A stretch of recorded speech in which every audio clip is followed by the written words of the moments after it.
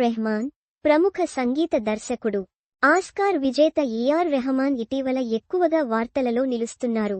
విడాకులు, ఆ తర్వాత చావా సినిమాకి అందించిన సంగీతం, అనంతరం అనారోగ్యం విషయాలతో హాట్ టాపిక్ అయ్యారు. అయితే కొద్ది రోజుల క్రితం తన భార్య సైరా భానుతో విడిపోతున్నట్లు రెహమాన్ ప్రకటించిన విషయానికి తెలిసిందే. 29 ఏళ్ల వైవాహిక జీవితానికి ఇద్దరూ పరస్పర అంగీకారంతో ముగింపు పలికామని చెప్పుకొచ్చారు.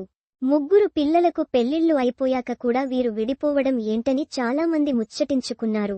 అయితే తన భార్య నుండి రెహమాన్ విడిపోవడానికి కారణం ఆయన సంగీత బృందంలో బాసిస్ట్గా ఉన్న మోహిని డే అనే అమ్మాయి అంటూ జోరుగా ప్రచారాలు జరిగాయి.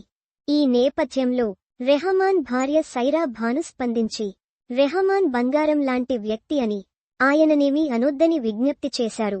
గత కొన్ని నెలలుగా తాను ఆరోగ్యంగా లేనని, అందుకే రెహమాన్ నుంచి విడిపోవాలని నిర్ణయించుకున్నట్టు స్పష్టం చేశారు.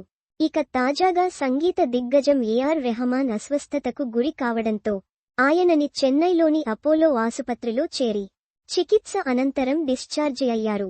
అయితే రెహమాన్ ఆసుపత్రికి వెళ్లాడని తెలుసుకున్న ఆయన భార్య సైరా భాను స్టేట్మెంట్ విడుదల చేసింది. ఆయన త్వరగా కోలుకోవాలని ప్రార్థిస్తున్నానని, ఛాతి నొప్పి కారణంగా ఆయన ఆసుపత్రిలో చేరారని తెలిసింది. అల్లా దయతో ఆయన ఇప్పుడు ఆరోగ్యంగా ఉన్నారని తెలిసి సంతోషిస్తున్నాను అని పేర్కొంది. అయితే కొందరు నన్ను రెహమాన్ మాజీ భార్య అంటున్నారు, అలా పిలవొద్దని సైరా భాను కోరారు. రెహమాన్ తాను ఇంకా విడిపోలేదని, భార్యాభర్తలుగానే ఉన్నామని వెల్లడించారు. తాము అధికారికంగా విడాకులు తీసుకోలేదు, ఇప్పటికీ భార్యాభర్తలుగానే కొనసాగుతున్నాము.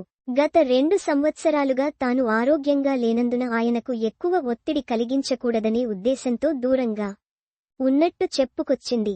తన ప్రార్థనలు ఎప్పుడు రెహమాన్తో ఉంటాయి. ఆయన కుటుంబ సభ్యులు రెహమాన్ని మంచిగా చూసుకోవాలని సైరా కోరింది. కాగా రెహమాన్ లండన్ నుండి తిరిగి వచ్చిన తర్వాత అస్వస్థతకు గురయ్యారు. డీహైడ్రేషన్ కారణంగా ఇలా జరిగిందని వైద్యులు చెప్పినట్టు ఆయన ప్రతినిధి తెలిపారు.